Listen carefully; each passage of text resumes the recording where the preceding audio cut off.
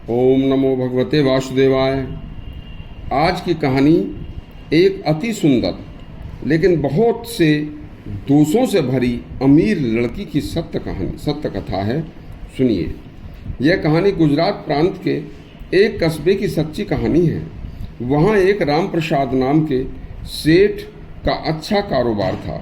सेठ का एक अकेला लड़का था और वह युवा हो गया था। सेठ ने उसे अच्छा पढ़ा लिखा कर उसे अच्छा कारोबार करा दिया था। उसकी शादी के अनेक रिश्ते भी आ रहे थे। सेठ जिस रिश्ते की हाँ करता, बेटा उसे मना कर देता था। तब एक दिन एक सेठ अपनी लड़की का रिश्ता लेकर राम प्रसाद के पास उनके घर आए। उसने अपनी बेटी की सुंदरता की खूब बड़ाई की। तो एक दिन राम प्रसाद व उसका बेटी वाले सेठ के घर लड़की को देखने गए। लड़की अति रूपवान व युवा थी। लड़के ने उसे देखते ही पसंद कर लिया। धूमधाम से दोनों की शादी भी हो गई। दोनों तरफ से खूब खर्च किया गया। विवाह से पहले लड़की खूब धन खर्च किया करती थी। उसके अनेक दूसरे लड़के पुरुष मित्र थे।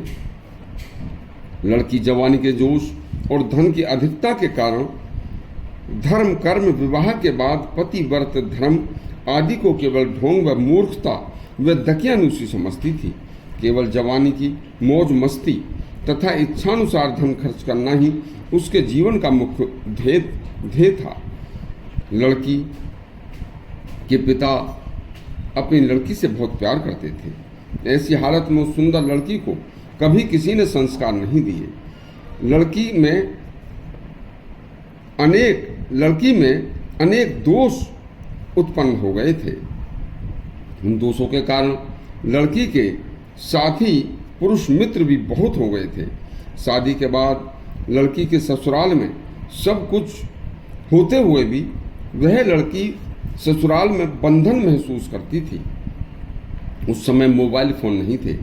तो उस लड़की का एक मित्र लड़का साधु का वेश बनाकर उसके दरवाजे पर एक दिन आया। उसने जैसे ही भिक्षा के लिए आवाज़ लगाई, लड़की ने उसकी आवाज़ को पहचान कर दरवाजे पर आकर उसे भिक्षा में कुछ दिया। उसके मित्र ने लड़की को एक पुड़िया में नशे की दवाई देकर रात्रि को आने की बात कहकर चुप निकल गया। लड़की ने सभी घर वालों को भरपूर अच्छा भोजन कराया। रात्रि को दूध में दवाई मिलाकर सबको पिलाकर सुला दिया।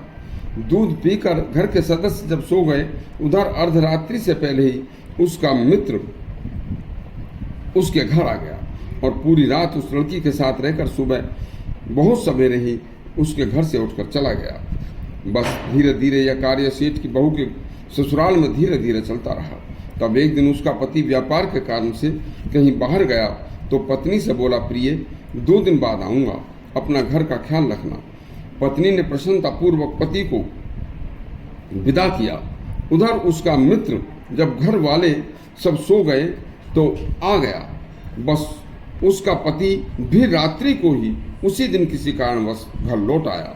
लेकिन जैसे ही रात्रि में दरवाजे पर आया तो अंदर से वह दोनों जल्दबाजी में दरवाजे की कुंडी लगाना भूल गए थे। दरवाजा थोड़ा खुला था। उसे देखकर लड़का जैसे ही घर में घुसा तो उसने अपनी पत्नी व एक पुरुष को आपत्तिजनक स्थिति में देख लिया।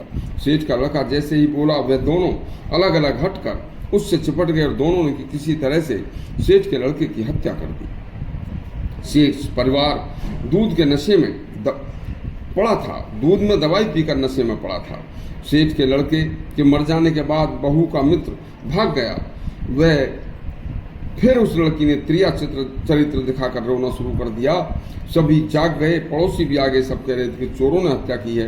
किसी ने ठीक ही कहा है, त्रिया चरित्र जाने नहीं, कोई पति मार कर सकती हुई। यह गैर संस्कारी लड़की के कारण 2 परिवारों का नाश हुआ।